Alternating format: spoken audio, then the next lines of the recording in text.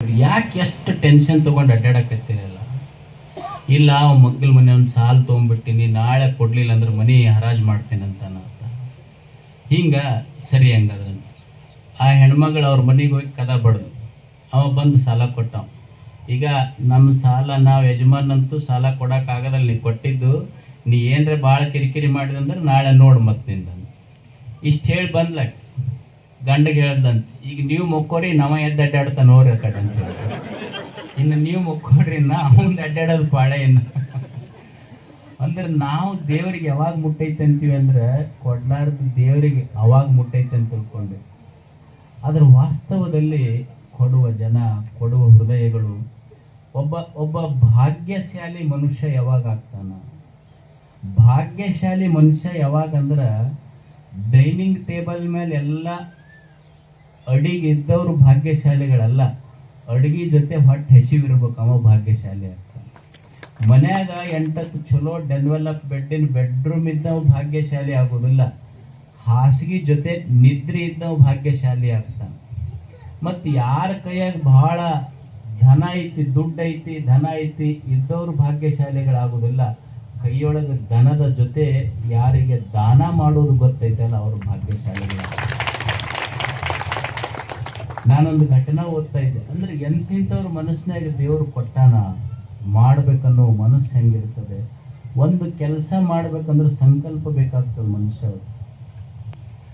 ಮಧ್ಯಪ್ರದೇಶದೊಳಗ ಒಬ್ಬ ಹೆಣ್ಮಗಳಿದ್ಲು, ಫೂಲ್ವತಿ ದೇವಿ ಅಂತ ಆಕಿ ಹೆಸರು.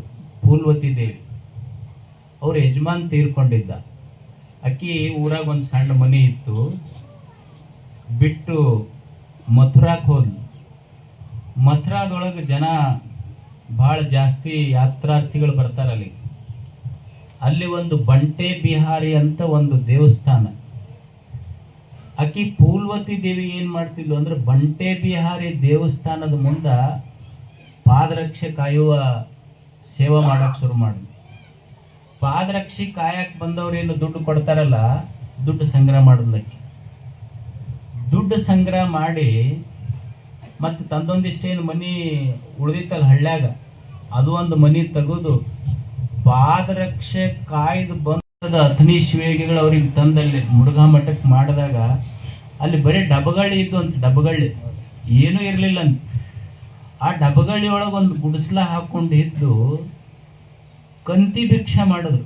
ಮನಿ ಕಂತಿ ಭಿಕ್ಷೆ ಮಾಡಿ, ಇಲ್ಲ ನಾನು ಸನ್ಯಾಸಿ ಅಂದ್ರೆ ಬರೀ ನಂದು ಐಷಾರಾಮಿ ಜೀವನ ಮಾಡೋದಲ್ಲ, ಬಡವರು ಮಕ್ಕಳಿಗೆ ನಾನು ಸಹಾಯ ಮಾಡ್ಬೇಕಂತ ಕಂತಿ ಭಿಕ್ಷೆ ಮಾಡಿ ಹಾಸ್ಟೆಲ್ ಕಟ್ಟಿಸಿ ಸಾವಿರಾರು ಮಕ್ಕಳಿಗೆ ಓದಿಸಿದ್ರು. ಅಂದ್ರೆ ಸಂಕಲ್ಪ ಬಹಳ ದೊಡ್ಡದು ಮಾಡ್ತದೆ ಮನುಷ್ಯ. ಅಂದ್ರೆ ಯಾವ ವ್ಯಕ್ತಿಯೂ ಸಹಿತ ಬಡವ ಶ್ರೀಮಂತ ಯಾವಾಗ ಆಗ್ತಾನಂದ್ರ ಅವನಲ್ಲಿ ದುಡ್ಡು ಇಲ್ಲದಕ್ಕೆ ಯಾರು ಬಡವರಾಗುವುದಿಲ್ಲ, ಸಂಕಲ್ಪ ಇರಬೇಕಾಗ್ತೈತಿ ಮನುಷ್ಯ. ನಾವು ಮಾಡಬೇಕು, ದುಡಿಬೇಕು, ಊರಿನ ಗೌರವ ಹೆಚ್ಚಿಸ್ಬೇಕನ್ನೋದು. ಇಲ್ಲೆಲ್ಲ ಹಿರಿಯರು, ನಾನು ಸಣ್ಣವಿದ್ದಾಗಿಂದನೂ ನಿಮ್ಮ ಊರಿಗೆ ನೋಡೀನಿ. ನಿಮ್ಮ ಊರಿಗೆ ನಮಗೆ ಹೆಂಗಂದ್ರ, ನಾ ಕೊಪ್ಪಳ ಮಠಕ್ಕೆ ಬಂದ ಮೇಲೆ 8ನೇ ಕ್ಲಾಸಿಗೆ ಬಂದೆ ನಾನು.